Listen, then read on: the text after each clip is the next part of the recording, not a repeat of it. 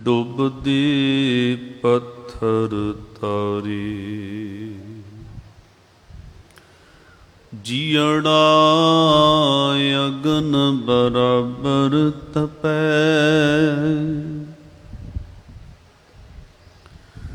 ਪੀਤਰ ਵਗੈ ਕਾਤੀ। ਪਰਣਵਤ ਨਾਨਕ ਹੁਕਮ ਪਛਾਣੈ, ਸੁਖ ਹੋਵੈ ਦਿਨ ਰਾਤੀ। ਵਾਹਿਗੁਰੂ ਸਾਹਿਬ ਜੀਓ, ਵਾਰਾਂ ਭਾਈ ਗੁਰਦਾਸ ਜੀ ਕੀਆਂ। ਵਾਰ 32ਵੀਂ ਪੌੜੀ ਤੀਸਰੀ। ਗੁਰਮੁਖ ਰੰਗ ਨ ਦਿਸਈ, ਹੁੰਦੀ ਅੱਖੀਂ ਅੰਨਾ ਸੋਈ। ਗੁਰਮੁਖ ਸਮਝ ਨ ਸਕਈ, ਹੁੰਦੀ ਕੰਨੀ ਬੋਲਾ ਹੋਈ। ਗੁਰਮੁਖ ਸ਼ਬਦ ਨਾ ਗਾਵਈ,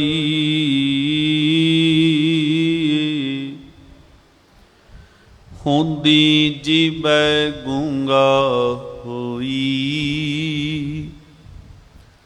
ਚਰਨ ਕਮਲ ਦੀ ਵਾਸ ਬਿਨ, ਨਕਟਾ ਹੁੰਦੈ ਨਾ ਕਿ ਅਲੋਈ। ਗੁਰਮੁਖ ਕਾਰ ਵਿਹੂਣਿਆ,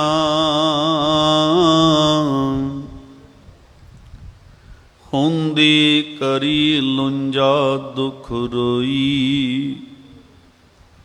ਗੁਰਮਤਿ ਚਿਤ ਨ ਵਸਈ, ਸੋ ਮਤਹੀਣ ਨ ਲੈਂਦਾ ਢੋਈ। ਮੂਰਖ ਨਾਲ ਨ ਕੋਈ ਸਥੋਈ, ਮੂਰਖ ਨਾਲ ਨ ਕੋਈ ਸਥੋਈ। ਪਰਮ ਸਨਮਾਨਯੋਗ, ਜੁਗੋ ਜੁਗ ਅਟਲ, ਚਬਰ ਛਤਰ ਤਖਤ ਦੇ ਮਾਲਕ ਸਾਹਿਬ ਸ੍ਰੀ ਗੁਰੂ ਗ੍ਰੰਥ ਸਾਹਿਬ ਮਹਾਰਾਜ ਜੀ ਦੀ ਪਾਵਨ ਪਵਿੱਤਰ ਗੋਦ ਅੰਦਰ ਜੁੜ ਬੈਠੇ ਗੁਰਮੁਖ ਪਿਆਰੇ ਗੁਰੂ ਸਵਾਰੇ ਸਤ ਸੰਗੀ ਜਨੋ, ਵਡਭਾਗੇ ਹੋ ਸ਼ਾਮਾਂ ਵੇਲੇ ਦੇ ਦੀਵਾਨਾਂ ਦੀਆਂ ਹਾਜ਼ਰੀਆਂ ਭਰਦਿਆਂ ਹੋਇਆਂ ਅੰਮ੍ਰਿਤਮਈ ਪਾਵਨ ਬਾਣੀ ਦਾ ਕੀਰਤਨ ਸ਼ਰਵਣ ਕਰ ਰਹੇ ਸੀ ਤੇ ਆਪਣੇ ਜੀਵਨ ਦੀਆਂ ਅਮੋਲਕ ਘੜੀਆਂ ਨੂੰ ਸਫਲ ਕਰਨ ਦਾ ਯਤਨ ਕਰ ਰਹੇ ਸੀ। ਭਾਈ ਸਾਹਿਬ ਭਾਈ ਗੁਰਦਾਸ ਜੀ ਦੀਆਂ ਉਚਾਰਨ ਕੀਤੀਆਂ ਹੋਈਆਂ ਪਾਵਨ ਪਵਿੱਤਰ ਵਾਰਾਂ ਦੀ ਲੜੀਵਾਰ ਕਥਾ ਵਿਚਾਰ ਵਿੱਚੋਂ ਆਪ ਜੀਆਂ ਨੇ 32ਵੀਂ ਵਾਰ ਦੀ ਤੀਸਰੀ ਪੌੜੀ ਦੇ ਪਾਠ ਨੂੰ ਸ਼ਰਵਣ ਕੀਤਾ ਹੈ। ਆਓ ਤਿਸ ਦੀ ਵਿਚਾਰ ਦੇ ਨਾਲ ਜੁੜਨਾ ਕਰੀਏ। ਵਿਚਾਰਾਂ ਦੀ ਆਰੰਭਤਾ ਤੋਂ ਪਹਿਲਾਂ ਲਵਾਈਏ ਗੁਰੂ ਚਰਨਾਂ ਦੇ ਵਿੱਚ ਹਾਜ਼ਰੀ। ਗੁਰੂ ਬਖਸ਼ੀ ਫਤਿਹ ਪ੍ਰਵਾਨ ਕਰੋ ਜੀ। ਵਾਹਿਗੁਰੂ ਜੀ ਕਾ ਖਾਲਸਾ, ਵਾਹਿਗੁਰੂ ਜੀ ਕੀ ਫਤਿਹ। ਇਸ ਪੌੜੀ ਦੇ ਅੰਦਰ ਭਾਈ ਸਾਹਿਬ ਜੀ ਨੇ ਉਸ ਮਨਮੁਖ ਬੰਦੇ ਦੀ ਗੱਲ ਕਹੀ ਹੈ ਜੋ ਕੰਨਾਂ ਦੇ ਹੁੰਦਿਆਂ ਸੱਚ ਦੀ ਆਵਾਜ਼ ਗੁਰੂ ਦੇ ਬੋਲ ਨਹੀਂ ਸੁਣਦਾ, ਅੱਖਾਂ ਦੇ ਹੁੰਦਿਆਂ ਜੋਤ ਨੂੰ ਨਹੀਂ ਵੇਖਦਾ, ਜੀਭ ਦੇ ਹੁੰਦਿਆਂ ਰਸਨਾ ਤੋਂ ਗੁਰੂ ਸ਼ਬਦ ਵਾਹਿਗੁਰੂ ਜੀ ਦਾ ਨਾਮ ਨਹੀਂ ਉਚਾਰਦਾ, ਹੱਥਾਂ ਦੇ ਹੁੰਦਿਆਂ ਸ਼ੁਭ ਕਰਮ ਨਹੀਂ ਕਰਦਾ ਤੇ ਪੈਰਾਂ ਦੇ ਹੁੰਦਿਆਂ ਸ਼ੁਭ ਮਾਰਗ ਤੇ ਨਹੀਂ ਤੁਰਦਾ। ਭਾਈ ਸਾਹਿਬ ਜੀ ਨੇ ਐਸੇ ਇਨਸਾਨ ਨੂੰ ਮੂਰਖ ਬਿਆਨ ਕੀਤਾ ਹੈ। ਭਾਈ ਸਾਹਿਬ ਜੀ ਕਹਿ ਰਹੇ ਨੇ, ਮੂਰਖ ਨਾਲ ਨਾ ਕੋਈ ਸਥੋਈ। ਵੀ ਮੂਰਖ ਬੰਦਾ ਹੈ, ਉਹਦੇ ਨਾਲ ਲੱਗੇ ਹੋਏ ਇਹ ਸਰੀਰਕ ਇੰਦਰੇ ਬਿਲਕੁਲ ਵਿਅਰਥ ਨੇ, ਇਹਨਾਂ ਨੂੰ ਉਹ ਸਖਾਰਤ ਨਹੀਂ ਕਰ ਪਾ ਰਿਹਾ। ਅੱਖਾਂ ਨੇ, ਕੰਨ ਨੇ, ਨੱਕ ਹੈ, ਰਸਨਾ ਹੈ, ਹੱਥ ਹੈ, ਇਹ ਸਾਰੇ ਵਿਅਰਥ ਨੇ, ਸਾਰੇ ਨਕਾਰੇ ਨੇ। ਜੇ ਐਸਾ ਇਨਸਾਨ ਇਹਨਾਂ ਦੀ ਵਰਤੋਂ ਸੰਸਾਰਿਕ ਪੱਖੋਂ ਤੇ ਕਰ ਰਿਹਾ ਹੈ, ਪਰ ਰੂਹਾਨੀਅਤ ਤੇ ਆਤਮਿਕ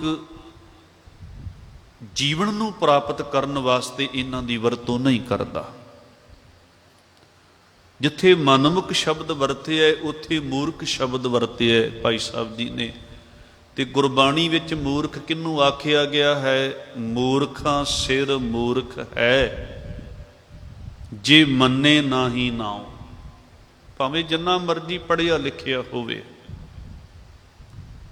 ਜਿੰਨੀਆਂ ਮਰਜ਼ੀ ਡਿਗਰੀਆਂ ਉਸ ਬੰਦੇ ਦੇ ਕੋਲ ਹੋਣ, ਮੂਰਖਾਂ ਦਾ ਸਰਦਾਰ ਹੈ ਉਹ ਬੰਦਾ ਜੇ ਰੱਬ ਜੀ ਦੀ ਹੋਂਦ ਤੋਂ ਮੁਨਕਰ ਹੈ, ਰੱਬ ਜੀ ਦੇ ਗੁਣਾਂ ਨੂੰ, ਰੱਬ ਜੀ ਦੇ ਸੁਭਾਅ ਨੂੰ ਆਪਣੇ ਜੀਵਨ ਦਾ ਉਸਨੇ ਅੰਗ ਨਹੀਂ ਬਣਾਇਆ, ਆਸਰਾ ਨਹੀਂ ਬਣਾਇਆ। ਬਹੁਤ ਸਾਰੇ ਪੜ੍ਹੇ ਲਿਖੇ ਵਿਗਿਆਨਿਕ ਲੋਕ ਨਾਸਤਿਕ ਨੇ, ਰੱਬ ਨੂੰ ਮੰਨਦੇ ਕੋਈ ਨਹੀਂ, ਰੱਬ ਦੀ ਹੋਂਦ ਤੋਂ ਮੁਨਕਰ ਨੇ, ਦਲੀਲਾਂ ਵੀ ਬਹੁਤ ਦਿੰਦੇ ਨੇ। ਖੈਰ, ਇੱਥੇ ਗੱਲ ਕੀਤੀ ਜਾ ਰਹੀ ਹੈ ਵੀ ਜਿਹਨੇ ਆਪਣੇ ਇਹ ਇੰਦਰੇ ਜਿਹੜੇ ਨੇ, ਇਹ ਅੰਗ ਜਿਹੜੇ ਨੇ ਸਰੀਰ ਦੇ, ਇਹ ਸੰਸਾਰ ਵਾਲੇ ਪਾਸੇ ਤੇ ਵਰਤੇ ਨੇ। ਅੱਖਾਂ ਸੰਸਾਰ ਨੂੰ ਤੇ ਦੇਖ ਰਹੀਆਂ ਨੇ, ਪਰ ਜੋਤ ਨੂੰ ਨਹੀਂ ਦੇਖ ਰਹੀਆਂ। ਕੰਨ ਸੰਸਾਰਿਕ ਬੋਲ ਤਾਂ ਸੁਣ ਰਹੇ ਨੇ, ਨਿੰਦਿਆ ਚੁਗਲੀ ਜਾਂ ਗਾਣੇ ਤਾਂ ਸੁਣ ਰਹੇ ਨੇ, ਰੱਬੀ ਬਾਣੀ ਦਾ ਕੀਰਤਨ, ਗੁਰਮੁਖਾਂ ਦੇ, ਰੱਬ ਦੇ ਪਿਆਰਿਆਂ ਦੇ ਜੋ ਅਰਸ਼ੀ ਤੇ ਸੱਚੇ ਬੋਲ ਨੇ, ਉਹ ਨਹੀਂ ਸੁਣਦਾ। ਇਹ ਹੱਥ ਚੰਗੇ ਮੰਦੇ ਕਰਮ ਤਾਂ ਕਰ ਰਹੇ ਨੇ, ਪਰ ਪਰਉਪਕਾਰ ਇਹਨਾਂ ਹੱਥਾਂ ਦੇ ਨਾਲ ਨਹੀਂ ਹੋ ਰਿਹਾ। ਇਹ ਰਸਨਾ ਦੁਨਿਆਵੀ ਬੋਲੀ ਤਾਂ ਬੋਲਦੀ ਹੈ, ਸਵਾਦ ਵੀ ਤਰ੍ਹਾਂ ਤਰ੍ਹਾਂ ਦੇ ਚੱਖਦੀ ਹੈ, ਪਰ ਨਾਮ ਅੰਮ੍ਰਿਤ, ਗੁਰੂ ਦਾ ਸ਼ਬਦ ਇਹਦੀ ਉਚਾਰਨ ਕਰਦੀ। ਤੇ ਭਗਤ ਨਾਮਦੇਵ ਜੀ ਦਾ ਬੜਾ ਪਿਆਰਾ ਬਚਨ ਨੇ, ਕਹਿੰਦੇ, ਹੇ ਜੇਬਾ ਤੋਏ ਕਰੋ ਸਤਖੰਡ, ਜਾਮ ਨ ਉਚਰਚ ਸ਼੍ਰੀ ਗੋਬਿੰਦ। ਹੇ ਜ਼ੁਬਾਨ, ਹੇ ਰਸਨਾ, ਤੇਰੇ ਸੱਤ ਟੋਟੇ ਕਰਦਿਆਂ ਜੇ ਤੇਰੇ ਅੰਦਰੋਂ ਰਾਮ ਨਹੀਂ ਨਿਕਲਦਾ, ਵਾਹਿਗੁਰੂ ਨਹੀਂ ਨਿਕਲਦਾ, ਅੱਲਾ ਨਹੀਂ ਨਿਕਲਦਾ, ਗੁਰੂ ਨਹੀਂ ਨਿਕਲਦਾ, ਤੇਰੇ ਮੈਂ ਟੋਟੇ ਟੋਟੇ ਕਰਦਿਆਂ। ਰਸਨਾ ਸਾਰੀ ਦਿਹਾੜੀ ਬੋਲਦੀ ਹੈ, ਪਰ ਸ਼ਬਦ ਗਾਉਣ ਲੱਗਿਆਂ, ਨਾਮ ਜਪਣ ਲੱਗਿਆਂ ਇਹਨੂੰ ਮੌਤ ਵਿਖਾਲੀ ਦਿੰਦੀ ਹੈ। ਸਾਹ ਪ੍ਰਾਣ ਹੀ ਨਹੀਂ ਇਹਦੇ ਅੰਦਰ ਰਹਿੰਦੇ। ਇਸੇ ਤਰ੍ਹਾਂ ਪੈਰ ਸਾਰਾ ਦਿਨ ਚੱਲਦੇ ਨੇ, ਗਾਉਂਦੇ ਨੇ, ਪਰ ਧਰਮ ਦੇ ਮਾਰਗ ਤੇ ਇਹ ਪਾਂਦੀ ਨਹੀਂ ਬਣਦੇ। ਇਸ ਤਰ੍ਹਾਂ ਇਹ ਸਾਰੇ ਦੇ ਸਾਰੇ ਇੰਦਰੇ ਜਿਹੜੇ ਨੇ ਵਿਅਰਥ ਨੇ, ਅਕਾਰਥ ਨੇ। ਸੁਖਮਨੀ ਸਾਹਿਬ ਜੀ ਦੀ ਪਾਵਨ ਬਾਣੀ ਜਦੋਂ ਆਪਾਂ ਪੜ੍ਹਦੇ ਹਾਂ, ਮੈਂ ਪੌੜੀ ਦੀ ਵਿਆਖਿਆ ਵੱਲ ਬਾਅਦ ਵਿੱਚ ਆਵਾਂਗਾ, ਬਹੁਤ ਪਿਆਰੇ ਬਚਨ ਮੇਰੇ ਸਾਹਿਬ ਗੁਰੂ ਅਰਜਨ ਦੇਵ ਮਹਾਰਾਜ ਜੀ ਨੇ ਕਹੇ ਹਨ। ਸਤਿਗੁਰੂ ਜੀ ਕਹਿੰਦੇ ਵੀ ਮਿਥਿਆ ਸਰਵਨ ਪਰ ਨਿੰਦਾ ਸੁਨੇ, ਮਿਥਿਆ ਹਸਤ ਪਰ ਦਰਬ ਕੋ ਹਿਰੈ। ਮਿਥਿਆ ਬੰਨੇ ਵਿਕਾਰ ਹੈ, ਵਿਅਰਥ ਨੇ ਉਹ ਕੰਨ ਜਿਹੜੇ ਪਰਾਈ ਨਿੰਦਿਆ ਸੁਣਦੇ ਨੇ, ਜਿਹੜੇ ਰੱਬੀ ਬਾਣੀ ਦੇ ਬੋਲ ਨਹੀਂ ਸੁਣਦੇ, ਗੀਤ ਨਹੀਂ ਸੁਣਦੇ, ਸੱਚ ਨੂੰ ਨਹੀਂ ਸੁਣਦੇ। ਉਹ ਗੁਰੂ ਅਮਰਦਾਸ ਮਹਾਰਾਜ ਜੀ ਦੇ ਇਹਨਾਂ ਬਚਨਾਂ ਨੂੰ ਕਦੇ ਸੁਣ ਕੇ ਉਹਨਾਂ ਨੇ ਉਸ ਮੁਤਾਬਕ ਆਪਣੀ ਵਰਤੋਂ ਨਹੀਂ ਕਰਨੀ ਸ਼ੁਰੂ ਕੀਤੀ। ਇਹ ਸਰਵਣੋ ਮੇਰਿਓ ਸਾਚੈ ਸੁਣਨੇ ਨੋ ਪਠਾਏ, ਸਾਚੈ ਸੁਣਨੇ ਨੋ ਪਠਾਏ, ਸਰੀਰ ਲਾਏ ਸੁਣੋ ਸਤ ਬਾਣੀ। ਸੱਚੇ ਦੀ ਬਾਣੀ ਸੁਣਨ ਵਾਸਤੇ ਤੁਹਾਨੂੰ ਲਾਇਆ ਗਿਆ, ਪਰ ਨਹੀਂ ਸੁਣਦੇ ਗੁਰੂ ਦੀ ਗੱਲ। ਤੇ ਕਹਿੰਦੇ ਨੇ ਮਿਥਿਆ ਸਰਵਨ ਪਰ ਨਿੰਦਾ ਸੁਨੇ, ਵਿਅਰਥ ਨੇ ਉਹ ਕੰਨ, ਅਕਾਰਥ ਨੇ ਉਹ ਕੰਨ ਜਿਹੜੇ ਪਰਾਈ ਨਿੰਦਿਆ ਸੁਣਦੇ ਨੇ। ਮਿਥਿਆ ਹਸਤ ਪਰ ਦਰਬ ਕੋ ਹਿਰਹਿ, ਕਹਿੰਦੇ ਨੇ ਉਹ ਹੱਥ ਵੀ ਨਕਾਰੇ ਨੇ, ਵਿਅਰਥ ਲੱਗੇ ਨੇ ਮਨੁੱਖ ਦੇ ਤਨ ਦੇ ਨਾਲ, ਬੌਡੀ ਦੇ ਨਾਲ। ਪਰਾਇਆ ਧਨ ਪਰਾਇਆ ਹੱਕ ਮਾਰਦੇ ਪਏ ਨੇ। ਮਿਥਿਆ ਨੇਤਰ ਪਰ ਤ੍ਰਿਐ ਰੂਪ ਸਵਾਦ ਰੂਪਾਦ, ਕਹਿੰਦੇ ਨੇ ਉਹ ਅੱਖਾਂ ਵੀ ਵਿਅਰਥ ਨੇ, ਅਕਾਰਥ ਨੇ, ਜਿਹੜੀਆਂ ਪਰਾਇਆ ਰੂਪ ਤੱਕਦੀਆਂ ਨੇ। ਮਿਥਿਆ ਰਸਨਾ ਭੋਜਨ ਅਨ ਸਵਾਦ, ਕਹਿੰਦੇ ਨੇ ਉਹ ਰਸਨਾ ਵੀ ਵਿਅਰਥ ਲੱਗੀ ਹੋਈ ਹੈ, ਜਿਹੜੇ ਸਵਾਦਾਂ ਦੇ ਵਿੱਚ ਹੀ ਖਚਤ ਹੋਈ ਪਈ ਹੈ, ਰਸਾਂ ਕਸਾਂ ਦੇ ਵਿੱਚ ਖਚਤ ਹੋਈ ਪਈ ਹੈ। ਮਿਥਿਆ ਚਰਨ ਪਰ ਬੇਕਾਰ ਕੋ ਧਾਵੈ, ਮਿਥਿਆ ਮਨ ਪਰ ਲੋਭ ਲਭਾਵੈ, ਕਹਿੰਦੇ ਨੇ ਉਹ ਪੈਰ ਵੀ ਵਿਅਰਥ ਲੱਗੇ ਹੋਏ ਨੇ, ਜਿਹੜੇ ਦਿਨ ਰਾਤ ਵਿਕਾਰ ਕਮਾਉਂਦੇ ਨੇ, ਦੌੜ ਭੱਜ ਵਿਕਾਰਾਂ ਦੀ ਪੂਰਤੀ ਵਾਸਤੇ ਕਰ ਰਹੇ ਨੇ, ਮਾੜੇ ਕੰਮ ਮਾੜੇ ਪਾਸੇ ਜਾ ਰਹੇ ਨੇ, ਤੁਰ ਰਹੇ ਨੇ, ਭੱਜ ਰਹੇ ਨੇ ਵਿਕਾਰਾਂ ਦੇ ਅਧੀਨ ਹੋ ਕੇ। ਕਹਿੰਦੇ ਨੇ ਉਹ ਮਨ ਵੀ ਵਿਅਰਥ ਹੀ ਹੈ, ਵਿਅਰਥ ਦੀਆਂ ਖੇਡਾਂ ਖੇਡਦਾ ਪਿਆ, ਦਿਨ ਰਾਤ ਲੋਭ ਲਾਲਚ ਤੇ ਤ੍ਰਿਸ਼ਨਾ ਦੇ ਵਿੱਚ ਖਚਤ ਹੋਇਆ ਪਿਆ ਹੈ। ਕਹਿੰਦੇ ਮਿਥਿਆ ਤਨ ਨਹੀਂ ਪਰੋਪਕਾਰਾ, ਮਿਥਿਆ ਬਾਸ ਲੇਤ ਬੇਕਾਰਾ, ਕਹਿੰਦੇ ਇਹ ਤਨ ਇਹ ਬੋਡੀ ਹੀ ਵਿਅਰਥ ਹੈ, ਅਕਾਰਥ ਹੈ।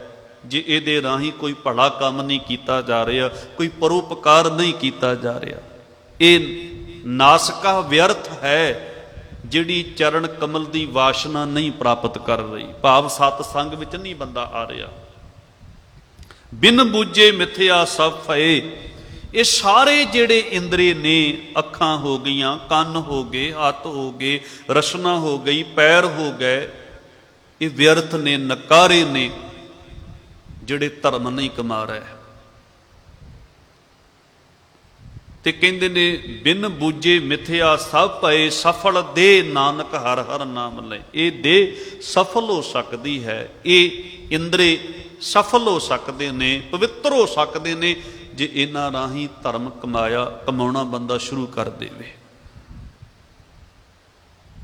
ਰਸਨਾ ਨਾਲ ਗੁਰੂ ਸ਼ਬਦ ਨੂੰ ਗਾਉਣਾ ਸ਼ੁਰੂ ਕਰ ਦੇਵੇ, ਕੰਨਾਂ ਨਾਲ ਸੁਣਨਾ ਸ਼ੁਰੂ ਕਰ ਦੇਵੇ, ਹੱਥਾਂ ਨਾਲ ਸ਼ੁਭ ਕਰਮ ਕਰਨੇ ਸ਼ੁਰੂ ਕਰ ਦੇਵੇ, ਪੈਰਾਂ ਨਾਲ ਧਰਮ ਦੇ ਮਾਰਗ ਦਾ ਪਾਂਧੀ ਬਣ ਜਾਏ, ਜੀਵਨ ਪੂਰੇ ਨੂੰ ਪਰੋਪਕਾਰ ਵਾਸਤੇ ਵਰਤਣਾ ਸ਼ੁਰੂ ਕਰ ਦੇਵੇ, ਤੇ ਜੀਵਨ ਸਫਲ ਹੋ ਸਕਦਾ ਹੈ। ਭਾਈ ਸਾਹਿਬ ਭਾਈ ਗੁਰਦਾਸ ਜੀ ਦਾ ਇੱਕ ਹੋਰ ਪਿਆਰਾ ਬਚਨ ਆਉਂਦਾ ਹੈ, ਬਿਨ ਸੇਵਾ ਤ੍ਰਿਗ ਹੱਥ ਪੈਰ ਹੋਰ ਨਿਫਲ ਕਰਨੀ, ਕਹਿੰਦੇ ਹੱਥ ਪੈਰ ਇਹ ਸਰੀਰ ਇਹ ਬੋਡੀ ਇਹ ਦੇਹੀ ਤਰਕਾਰ ਯੋਗ ਹੈ, ਜੇ ਇਹਦੇ ਨਾਲ ਸੇਵਾ ਨਹੀਂ ਕੀਤੀ ਜਾ ਰਹੀ, ਇਹਦੇ ਨਾਲ ਸ਼ੁਭ ਕਰਮ ਨਹੀਂ ਕੀਤੇ ਜਾ ਰਹੇ।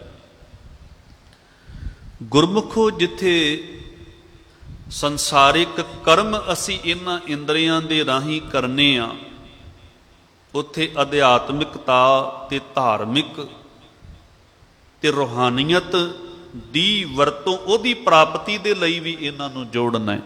ਇਹਨਾਂ ਅੱਖਾਂ ਨਾਲ ਗੁਰੂ ਦੀ ਬਾਣੀ ਸ਼ਬਦ ਨੂੰ ਨਿਹਾਰਨਾ ਹੈ, ਗੁਰੂ ਦੀ ਬਾਣੀ ਨੂੰ ਪੜ੍ਹਨਾ ਹੈ ਇਸ ਰਸਨਾ ਦੇ ਨਾਲ, ਤੇ ਅੰਦਰ ਦੀ ਸੁਰਤ ਦੀਆਂ ਅੱਖਾਂ ਗੁਰੂ ਦੇ ਕੋਲ ਪ੍ਰਾਪਤ ਕਰਨੀਆਂ, ਤਾਂ ਕਿ ਇਹਨਾਂ ਅੱਖਾਂ ਨਾਲ ਜੋ ਕੁਝ ਵੀ ਦੇਖੀਏ ਸਾਨੂੰ ਮਾਲਕ ਦੀ ਜੋਤ ਦਿਖਾਈ ਦੇਵੇ। ਜਿਹਨੂੰ ਜੋਤ ਦਿਖਾਈ ਦੇ ਦਵੇ, ਨਾ ਕੋਈ ਦੁਸ਼ਮਣ ਨਾ ਕੋਈ ਵੈਰੀ ਉਹਦਾ ਇਸ ਸੰਸਾਰ ਵਿੱਚ ਰਹੇਗਾ, ਤੇ ਨਾ ਹੀ ਕੋਈ ਇਸਤਰੀ, ਕੋਈ ਅਬਲਾ, ਕੋਈ ਨਾਰੀ ਉਹਦੇ ਵੱਲ ਉਹਦੀ ਮੈਲੀ ਨਿਗਾਹ ਜਾਏਗੀ। ਉਹ ਤੇ ਆਪਣੇ ਮਨ ਨੂੰ ਵਾਰ-ਵਾਰ ਸਮਝਾਏਗਾ, ਪਰਤਰਿਆ ਰੂਪ ਨਾ ਪੇਖੇ ਨੇਤਰ। ਉਹ ਤੇ ਕਹੇਗਾ, ਦੇਖ ਪਰਾਈਆਂ ਚੰਗੀਆਂ ਮਾਵਾਂ ਭੈਣਾਂ ਧੀਆਂ ਜਾਣੇ। ਉਹਦੇ ਸਾਰੇ ਇੰਦਰੇ ਜਿਹੜੇ ਨੇ ਧਰਮ ਕਮਾਉਣ ਵਾਲੇ ਬਣ ਜਾਣਗੇ।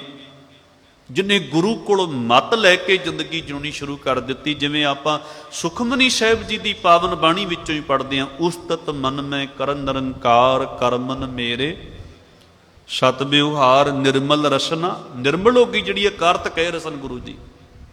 ਨਿਰਮਲ ਰਸਨਾ ਅੰਮ੍ਰਿਤ ਪੀਓ ਸਦਾ ਸੁਹੇਲਾ, ਕਰ ਲੈ ਜੀਓ ਨੈਨੋ ਪੇਕ ਠਾਕੁਰ ਕਾ ਰੰਗ। ਕੁਦਰਤ ਦੇ ਵਿੱਚੋਂ ਠਾਕੁਰ ਦੇ ਰੰਗ ਨੂੰ ਵੇਖ, ਠਾਕੁਰ ਨੂੰ ਵੇਖ, ਇਸਤਰੀ ਵਿੱਚੋਂ, ਮਰਦ ਵਿੱਚੋਂ, ਸੰਸਾਰ ਵਿੱਚੋਂ ਉਸ ਮਾਲਕ ਨੂੰ ਵੇਖ, ਉਸ ਖੁਦਾ ਨੂੰ ਵੇਖ, ਉਹਦੇ ਨੂਰ ਨੂੰ ਵੇਖ। ਜਿਨ੍ਹਾਂ ਨੇ ਉਹਦੇ ਨੂਰ ਨੂੰ ਵੇਖਿਆ ਨਾ, ਉਹਨਾਂ ਨੇ ਕਹਿ ਦਿੱਤਾ, ਅਵਲ ਅੱਲਾ ਨੂਰ ਉਪਾਇਆ ਕੁਦਰਤ ਕੇ, ਸਭ ਬੰਦੇ ਏਕ ਨੂਰ ਤੇ ਸਭ ਜਗ ਉਪਜਿਆ, ਕੌਣ ਭਲੇ ਕੋ ਬੰਦੇ। ਕਿਹੜਾ ਮਾੜਾ ਕਿਹੜਾ ਚੰਗਾ, ਉਹਨਾਂ ਦੇ ਅੰਦਰੋਂ ਇਹ ਚੰਗੇ ਮੰਦੇ ਦੀ ਭਾਵਨਾ ਮਿਟ ਗਈ। ਸਾਰੇ ਹੀ ਖੁਦਾ ਦੇ ਬੰਦੇ ਉਹਨਾਂ ਨੂੰ ਦਿਸਣ ਲੱਗ ਪਏ। ਕਹਿੰਦੇ, ਨੈਨੋ ਪੇਕ ਠਾਕੁਰ ਕਾ ਰੰਗ, ਸਾਧ ਸੰਗ ਬਿਨਸੇ ਸਭ ਸੰਗ, ਚਰਨ ਚਲੋ ਮਾਰਗ ਗੋਬਿੰਦ, ਮਿਟੇ ਪਾਪ ਜਪੀਏ ਹਰ ਬਿੰਦ, ਕਰ ਹਰ ਕਰਮ ਸਰਵਨ ਹਰ ਕਥਾ, ਹਰ ਦਰਗਹਿ ਨਾਨਕ ਉਜਲ ਮਥਾ। ਇੱਥੇ ਵੇਖੋ ਸਾਰੇ ਇੰਦਰੇ ਧਰਮ ਕਮਾ ਕੇ ਮਨੁੱਖ ਦਾ ਮੁਖ ਉਜਲਾ ਕਰ ਗਏ, ਰੱਬ ਦੇ ਘਰ ਵਿੱਚ ਪਹੁੰਚਾ ਗਏ ਉਹਨੂੰ। ਜੇ ਇਹਨਾਂ ਇੰਦਰੀਆਂ ਦੀ ਗਲਤ ਵਰਤੋਂ ਕਰਦਾ ਹੈ ਤੇ ਇਹ ਇੰਦਰੇ, ਇਹਨਾਂ ਦੀ ਗਲਤ ਵਰਤੋਂ ਮਨੁੱਖ ਨੂੰ ਲੈ ਡੁੱਬਦੀ ਹੈ। ਮਨੁੱਖ, ਉਹਦਾ ਜੀਵਨ ਵੀ ਅਕਾਰਥ ਚਲਿਆ ਜਾਂਦਾ ਹੈ। ਗੁਣ ਗੋਬਿੰਦ ਗਾਇਓ ਨਹੀਂ ਜਨਮ ਅਕਾਰਥ ਕੀਨ। ਅਕਾਰਥ ਚਲਿਆ ਜਾਂਦਾ, ਵਿਅਰਥ ਚਲਿਆ ਜਾਂਦਾ। ਹੁਣ ਭਾਈ ਸਾਹਿਬ ਜੀ ਕਹਿ ਰਹੇ ਨੇ, ਗੁਰਮੁਖ ਰੰਗ ਨਾ ਦਿਸਈ, ਹੁੰਦੀ ਅੱਖੀ ਅੰਨਾ ਸੋਈ। ਕਹਿੰਦੇ ਗੁਰਮੁਖ ਦਾ ਰੂਪ, ਰੂਪ ਤੋਂ ਭਾਵ ਕੀ ਹੈ? ਗੁਰਮੁਖ ਦਾ ਸੋਹਣਾ ਜੀਵਨ, ਉਹਦੇ ਸ਼ੁਭ ਲੱਛਣ, ਉਹਦੇ ਜੀਵਨ ਦੀ ਜੁਗਤ ਬੜੀ ਨਿਆਰੀ ਜੋ ਗੁਰੂ ਨੇ ਉਹਨੂੰ ਬਖਸ਼ ਦਿੱਤੀ ਹੈ। ਉਹਦਾ ਭਲਾ ਜੀਵਨ ਉਹਨੂੰ ਨਹੀਂ ਨਜ਼ਰੀ ਆ ਰਿਹਾ, ਉਹਦੇ ਕਰਮਾਂ ਵਿੱਚੋਂ, ਸੁਭਾਅ ਵਿੱਚੋਂ ਗੁਰੂ ਦੇ ਦਰਸ਼ਨ ਉਹਨੂੰ ਨਹੀਂ ਹੋ ਰਹੇ। ਤੇ ਕਹਿੰਦੇ ਨੇ ਉਹ ਅੱਖਾਂ ਦੇ ਹੁੰਦਿਆਂ ਹੋਇਆਂ ਵੀ ਅੰਨਾ ਹੀ ਹੈ। ਜਿਹੜਾ ਗੁਰਮੁਖ ਦੀ ਸੰਗਤ ਨਹੀਂ ਕਰਦਾ ਤੇ ਉਹਦੇ ਵਿੱਚੋਂ ਚੰਗੇ ਗੁਣ ਉਹਨੂੰ ਦਿਖਾਈ ਨਹੀਂ ਦਿੰਦੇ ਤੇ ਨਾ ਹੀ ਗ੍ਰਹਿਣ ਕਰਦਾ। ਇੱਥੇ ਤੇ ਗੁਰੂ ਸਾਹਿਬ ਜੀ ਨੇ ਬੋਲਾ ਵੀ ਆਖਿਆ ਤੇ ਅੰਨਾ ਵੀ ਉਸ ਬੰਦੇ ਨੂੰ ਆਖਿਆ ਜਿਹੜਾ ਸ਼ਬਦ ਤੋਂ ਬਾਗੀ ਹੈ। ਮਾਇਆ ਧਾਰੀ ਅਤ ਅੰਨਾ ਬੋਲਾ, ਸ਼ਬਦ ਨਾ ਸੁਣੀ ਬਹੁ ਰੋਲ ਕਚੋਲਾ। ਮਾਇਆ ਉਹਨੇ ਧਾਰਨ ਕੀਤੀ ਹੈ। ਇੱਥੇ ਮਾਇਆ ਧਾਰੀ ਦਾ ਅਰਥ ਧਨਾੜ ਪੁਰਸ਼ ਨਹੀਂ, ਜਿਹਨੇ ਮਾਇਆ ਧਾਰਨ ਕੀਤੀ ਹੈ। ਮਾਇਆ ਜਿਹਦੇ ਹਿਰਦੇ ਵਿੱਚ ਆਪਣਾ ਘਰ ਕਰ ਗਈ, ਸੁਰਤ ਵਿੱਚ ਵਸ ਗਈ। ਉਹ ਗਰੀਬ ਵੀ ਹੋ ਸਕਦਾ ਹੈ, ਉਹ ਅਮੀਰ ਵੀ ਹੋ ਸਕਦਾ ਹੈ। ਉਹਨੂੰ ਗੁਰੂ ਨਹੀਂ ਦਿਖਦਾ, ਉਹਨੂੰ ਗੋਲਕ ਦਿਖਦੀ ਹੈ, ਉਹਨੂੰ ਇਹ ਮਾਇਆ ਦਿਖਦੀ ਹੈ। ਕਿੰਨੀ ਮਾਇਆ ਆ ਰਹੀ ਹੈ ਅੱਜ ਤੇ ਸੱਚ ਜਾਣਿਓ, ਗੁਰੂ ਘਰਾਂ ਦੇ ਵਿੱਚ ਲੜਾਈਆਂ ਝਗੜੇ ਵੀ ਇਸ ਗੋਲਕ ਕਰਕੇ ਰਹਿ ਗਏ ਨੇ, ਮਾਇਆ ਕਰਕੇ ਰਹਿ ਗਏ ਨੇ। ਜਿਸ ਗੁਰੂ ਘਰ ਵਿੱਚ ਜਿਤਨੀ ਜ਼ਿਆਦੀ ਮਾਇਆ ਆਉਂਦੀ ਹੈ, ਉਤਨਾ ਹੀ ਜ਼ਿਆਦਾ ਉੱਥੇ ਝਗੜਾ ਹੈ, ਖਲਾਰਾ ਹੈ। ਉਹ ਦੁਸ਼ਟ ਲੋਕ ਗੁਰਦੁਆਰਿਆਂ ਦੇ ਉੱਤੇ ਕਬਜ਼ ਹੋ ਕੇ ਬੈਠੇ ਨੇ, ਗੋਲੀਆਂ ਤੱਕ ਗੁਰੂ ਦੀ ਹਜ਼ੂਰੀ ਵਿੱਚ ਚਲਾ ਦਿੰਦੇ ਨੇ, ਵਿਦੇਸ਼ਾਂ ਵਿੱਚ ਬਹਿ ਕੇ ਸਿੱਖੀ ਨੂੰ ਬਦਨਾਮ ਕਰਦੇ ਪਏ ਨੇ। ਕਿਉਂਕਿ ਉਹ ਵੇਖਣ ਹੀ ਗੋਲਕ ਆਉਂਦੇ ਨੇ। ਮਾਇਆ ਦੇ ਕਾਰਨ, ਗੋਲਕ ਦੇ ਕਾਰਨ ਉਹ ਅਹੁਦਿਆਂ ਤੇ ਬਹਿੰਦੇ ਨੇ। ਜਿਸ ਗੁਰਦੁਆਰੇ ਵਿੱਚ, ਜਿਸ ਗੁਰੂ ਘਰ ਦੇ ਵਿੱਚ ਗੋਲਕ ਨਹੀਂ, ਮਾਇਆ ਨਹੀਂ ਆਉਂਦੀ, ਉੱਥੇ ਕੋਈ ਸਕੱਤਰ ਬਣਨ ਨੂੰ ਤਿਆਰ ਨਹੀਂ, ਕੋਈ ਧਾਰਮਿਕ ਜਥੇਦਾਰ ਬਣਨ ਨੂੰ ਤਿਆਰ ਨਹੀਂ, ਕੋਈ ਪ੍ਰਧਾਨ ਬਣਨ ਨੂੰ ਤਿਆਰ ਨਹੀਂ, ਕੁਛ ਵੀ ਬਣਨ ਨੂੰ ਤਿਆਰ ਨਹੀਂ। ਕਾਨਪੁਰ ਦੇ ਵਿੱਚ ਇੱਕ ਗੁਰਦੁਆਰਾ, ਕਦੀ ਕਦੀ ਮੈਨੂੰ ਕਥਾ ਕਰਨ ਬੁਲਾਉਂਦੇ ਹੁੰਦੇ ਸਨ। ਕਹਿੰਦੇ ਗਿਆਨੀ ਜੀ ਇੱਥੇ ਕੋਈ ਪ੍ਰਧਾਨ ਬਣਨੋਂ ਤਿਆਰ ਹੀ ਕੋਈ ਨਹੀਂ ਹੁੰਦਾ, ਮੈਨੂੰ ਆਪ ਨੂੰ ਹੀ ਸਾਰਾ ਕੁਝ ਕਰਨਾ ਪੈਂਦਾ, ਕਿਉਂਕਿ ਇੱਥੇ ਮਾਇਆ ਦੀ ਥੋੜ੍ਹੀ ਜਿਹੀ ਘਾਟ ਹੈ, ਇੰਨੀ ਗੋਲਕ ਨਹੀਂ ਆਉਂਦੀ, ਕੋਈ ਪ੍ਰਧਾਨ ਬਣਨੋਂ ਤਿਆਰ ਹੀ ਨਹੀਂ ਹੁੰਦਾ। ਸੋ ਇਹ ਅੱਜ ਅਸੀਂ ਗੁਰਸਿੱਖੀ ਤੋਂ ਪਾਸੇ ਹੋ ਕਰਕੇ ਮਾਇਆ ਵਾਲੀਆਂ ਬਿਰਤੀਆਂ ਨੂੰ ਆਪਣੇ ਜੀਵਨ ਵਿੱਚ, ਸਗੋਂ ਮਾਇਆ ਧਾਰੀ ਬਿਰਤੀ ਵਾਲੇ ਅਸੀਂ ਲੋਕ ਗੁਰਦੁਆਰਿਆਂ ਤੇ ਕਾਬਜ਼ ਕਰ ਦਿੱਤੇ, ਜਿਨ੍ਹਾਂ ਕਾਰਨ ਸਿੱਖੀ ਬਦਨਾਮ ਹੋ ਰਹੀ ਹੈ। ਉਹਨੂੰ ਗੋਲਕ ਦਿਖਦੀ ਹੈ, ਉਹਨੂੰ ਮਾਇਆ ਦਿਸਦੀ ਹੈ, ਉਹਨੂੰ ਗੁਰੂ ਨਹੀਂ ਦਿਖਦਾ, ਨਾ ਹੀ ਉਹ ਗੁਰੂ ਨੂੰ ਸੁਣਨਾ ਚਾਹੁੰਦਾ ਹੈ। ਮਾਇਆ ਧਾਰੀ ਅਤ ਅੰਨਾ ਬੋਲਾ, ਸ਼ਬਦ ਨਾ ਸੁਣੀ ਬਹੁ ਰੋਲ ਕਚੋਲਾ। ਉਹਦੇ ਜੀਵਨ ਵਿੱਚ ਰੌਲਾ ਗੋਲਾ ਪਿਆ ਰਹਿੰਦਾ ਹੈ, ਤੇ ਉਹ ਗੁਰਦੁਆਰੇ ਗੁਰੂ ਧਾਮ ਵਿੱਚ ਆ ਕੇ ਵੀ ਰੌਲਾ ਹੀ ਪਾਉਂਦਾ ਹੈ, ਝਗੜੇ ਹੀ ਖੜੇ ਕਰਦਾ ਹੈ। ਤੇ ਇੱਥੇ ਭਾਈ ਸਾਹਿਬ ਭਾਈ ਗੁਰਦਾਸ ਜੀ ਕਹਿ ਰਹੇ ਨੇ ਵੀ ਉਹ ਅੱਖਾਂ ਤੋਂ ਹੁੰਦਾ ਹੋਇਆ ਵੀ ਅੰਨਾ ਹੈ, ਜਿਹਨੂੰ ਗੁਰਮੁਖ ਦਾ ਜੀਵਨ, ਉਹਦੇ ਲੱਛਣ ਜਾਂ ਗੁਰੂ ਵਰਤਦਾ ਉਹਦੇ ਵਿੱਚੋਂ ਦਿਖਾਈ ਨਹੀਂ ਦਿੱਤਾ। ਗੁਰਮੁਖ ਰੰਗ ਨ ਦਿਸਈ ਹੁੰਦੀ ਅੱਖੀ ਅੰਨਾ ਸੋਈ, ਗੁਰਮੁਖ ਸ਼ਬਦ ਨਾ ਸਕਈ ਹੁੰਦੀ ਕੰਨੀ ਬੋਲਾ ਹੋਈ। ਫਿਰ ਕਹਿੰਦੇ ਨੇ ਗੁਰਮੁਖਾਂ ਦੇ ਬਚਨ ਜੋ ਨਹੀਂ ਸਮਝ ਸਕਦਾ, ਕੰਨਾਂ ਦੇ ਹੁੰਦਿਆਂ ਵੀ ਬੋਲਾ ਹੈ। ਗੁਰੂ ਕੀ ਬਾਣੀ ਸੁਣ ਕੇ ਵੀ ਜੋ ਨਹੀਂ ਸਮਝ ਸਕਿਆ, ਕੰਨਾਂ ਤੋਂ ਬੋਲਾ ਹੈ। ਕੰਨ ਕਾਹਦੇ ਵਾਸਤੇ ਲਾਏ ਨੇ? ਸੁਣ ਕੇ ਸਮਝਣ ਵਾਸਤੇ ਲਗਾਏ ਨੇ, ਉਹ ਬੋਲਾ ਹੈ। ਫਿਰ ਕਹਿੰਦੇ ਗੁਰਮੁਖ ਸ਼ਬਦ ਨਾ ਗਾਵਈ ਹੁੰਦੀ, ਜੀਭੈ ਗੂੰਗਾ ਗੋਈ। ਕਹਿੰਦੇ ਨੇ ਗੁਰਮੁਖਾਂ ਦੇ ਸ਼ਬਦ ਨੂੰ ਜੋ ਗਾਇਨ ਨਹੀਂ ਕਰਦਾ, ਭਾਵ ਗੁਰੂ ਦੇ ਸ਼ਬਦ ਨੂੰ ਸੁਣ ਕੇ ਗਾਇਨ ਨਹੀਂ ਕਰਦਾ, ਜੀਭ ਦੇ ਹੁੰਦਿਆਂ ਹੀ ਗੂੰਗਾ ਕਿਹਾ ਜਾਂਦਾ ਹੈ। ਇੱਥੇ ਵੇਖੋ ਅਰਦਾਸ ਦੇ ਵਿੱਚ ਹੀ ਹਰ ਇੱਕ ਪਹਿਰੇ ਦੇ ਨਾਲ ਬੋਲੋ ਜੀ ਵਾਹਿਗੁਰੂ ਆਉਂਦਾ ਹੈ, ਬਹੁਤੇ ਗੂੰਗੇ ਹੀ ਬਣ ਕੇ ਖੜੇ ਰਹਿੰਦੇ ਨੇ, ਨਹੀਂ ਬੋਲਦੇ, ਨਹੀਂ ਬੋਲਦੇ ਉਹ। ਜਾਂ ਸਮਾਪਤੀ ਤੋਂ ਬਾਅਦ, ਸਮਾਪਤੀ ਵੇਲੇ ਜਦੋਂ ਪ੍ਰਸ਼ਾਦ ਵਰਤਾਇਆ ਜਾ ਰਿਹਾ ਹੁੰਦਾ ਹੈ, 5 ਵਾਰੀ ਮੂਲ ਮੰਤਰ, 5 ਵਾਰੀ ਗੁਰਮੰਤਰ ਪੜ੍ਹਿਆ ਜਾਂਦਾ, ਉਦੋਂ ਵੀ ਨਹੀਂ ਬੋਲਦੇ। ਬਹੁਤਿਆਂ ਦੀ ਜ਼ਬਾਨ ਬੰਦ ਹੁੰਦੀ ਹੈ। ਤੇ ਉਹਨਾਂ ਨੂੰ ਕੀ ਆਖੋਗੇ ਤੁਸੀਂ? ਗੂੰਗਾ ਆਖੋਗੇ, ਹੋਰ ਕੀ ਆਖੋਗੇ? ਤੇ ਕਹਿੰਦੇ ਨੇ ਗੁਰਮੁਖਾਂ ਦੇ ਸ਼ਬਦ ਨੂੰ ਜੋ ਗਾਇਨ ਨਹੀਂ ਕਰਦਾ, ਉਹ ਜੀਭ ਦੇ ਹੁੰਦਿਆਂ ਹੋਇਆਂ ਵੀ ਗੂੰਗਾ ਹੈ।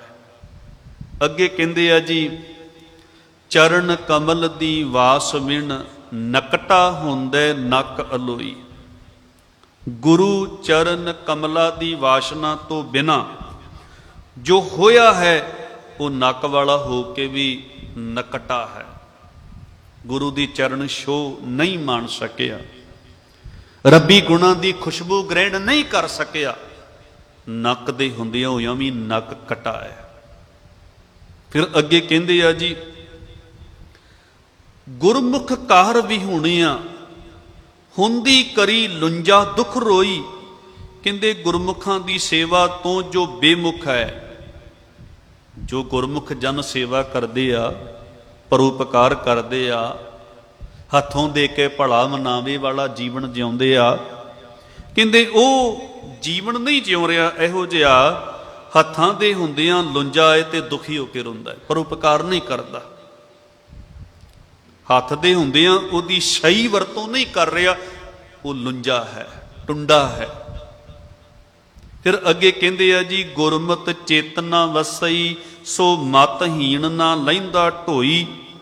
ਗੁਰੂ ਦੀ ਮਤ ਸਿੱਖਿਆ ਤੋਂ ਜੋ ਬਾਹਰਾ ਹੈ, ਗੁਰੂ ਦੀ ਮਤ ਲੈ ਕੇ ਜੀਵਨ ਨਹੀਂ ਬਤੀਤ ਕਰਦਾ, ਗੁਰੂ ਦੀ ਮਤ ਦੇ ਉੱਤੇ ਭਰੋਸਾ ਰੱਖ ਕੇ ਜੀਵਨ ਨਹੀਂ ਜਿਉਂਦਾ, ਆਪਣੀ ਮਤ ਨੂੰ ਅੱਗੇ ਰੱਖ ਕੇ ਜੀਵਨ ਜਿਉਂਦਾ ਹੈ।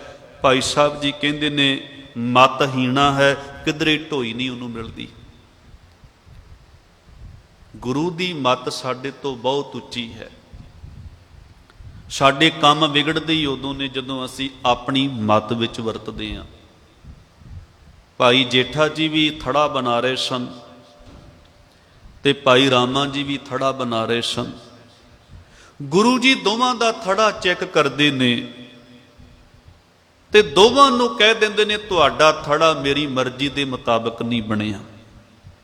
ਰਾਮਾ ਜੀ ਜਦੋਂ ਤੀਸਰੀ ਵਾਰ ਉਹਨਾਂ ਦਾ ਥੜਾ ਨਕਾਰਿਆ, ਗੁਰੂ ਪਾਤਸ਼ਾਹ ਜੀ ਨੇ ਕਹਿ ਦਿੱਤਾ, ਤੁਸੀਂ ਹੁਣ ਬਜ਼ੁਰਗ ਹੋ ਚੁੱਕੇ ਹੋ, ਤੁਹਾਡੀ ਮਤ ਜਿਹੜੀ ਹੈ ਉਹ ਕੰਮ ਨਹੀਂ ਕਰਦੀ। ਜਿਵੇਂ ਤੁਸੀਂ ਦੱਸ ਕੇ ਜਾਂਦੇ ਹੋ ਮੈਂ ਉਸੇ ਢੰਗ ਨਾਲ ਥੜਾ ਬਣਾਉਣਾ, ਪਤਾ ਨਹੀਂ ਕਿਉਂ ਨਹੀਂ ਤੁਹਾਨੂੰ ਪਸੰਦ ਆਉਂਦਾ। ਹਰ ਵਾਰੀ ਤੁਸੀਂ ਕਹਿੰਦੇ ਹੋ ਢਾ ਦਿਓ, ਮੈਂ ਹੁਣ ਨਹੀਂ ਢਾਵਾਂਗਾ, ਇਸ ਤੋਂ ਚੰਗਾ ਬਣ ਹੀ ਨਹੀਂ ਸਕਦਾ। ਤੁਹਾਡੀ ਆਪਣੀ ਮਤ ਨਹੀਂ ਕੰਮ ਕਰਦੀ।